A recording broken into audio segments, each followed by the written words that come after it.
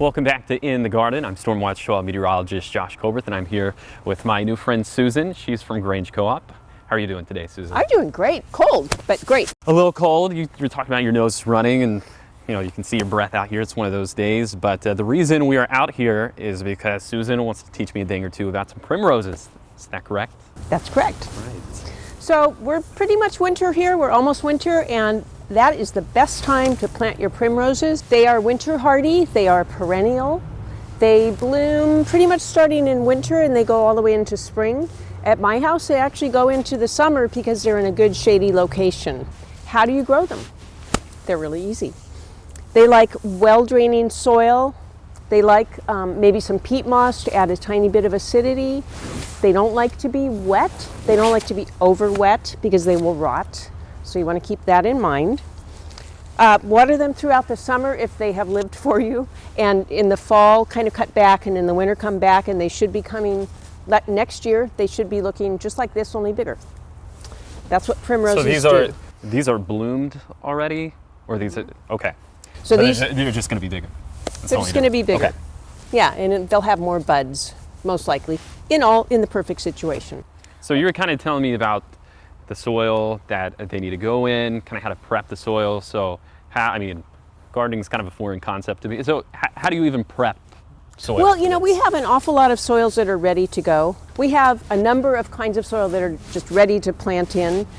These particular guys wouldn't mind a little bit additional peat moss, but they'll be okay. They're not picky. They're really not that picky. And everybody likes a little bit of compost, especially in the winter. It's insulation. It helps their roots develop. That's another good thing. I've just got this ready to go with general soil. Crown root rot is one of the problems, and just root rot, and that's because of overwatering, and they just flat out rot. So do the pansies, which I said I would be talking about.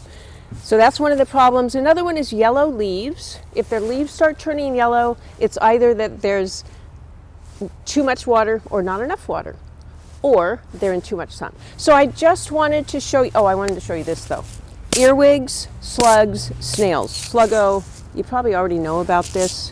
That will take care of it. You just sprinkle it kind of around your plants or around a bed, and problem solved. They're all gone. All right, so very quickly, let me show you. Okay, there's soil in here. Bada boom. I filled it part way. Can't know all flowers, and here's a yellow one. There we go. See, those were my next two guesses. I know. Yeah. Okay. Tags. So this is a very quick way to do it. You just have your soil prepared in there. I'm making a mess, but it's on here.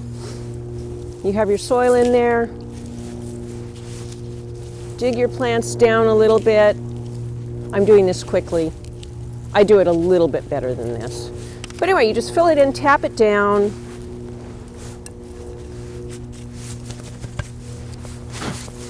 That's a quick job. Put it on your front porch, right? Yeah. We're not going for style points, even though that's kind of the point of flowers. Okay, it's sort of dirty here. Yeah. Susan, thank you so much. You've bestowed so much primrose and pansy knowledge upon me. So we are really grateful for you and Grange Co-op here at Newswatch 12. And if you want more gardening tips from people like Susan and Grange Co-op, you can go to KDRV.com. We'll catch you next time.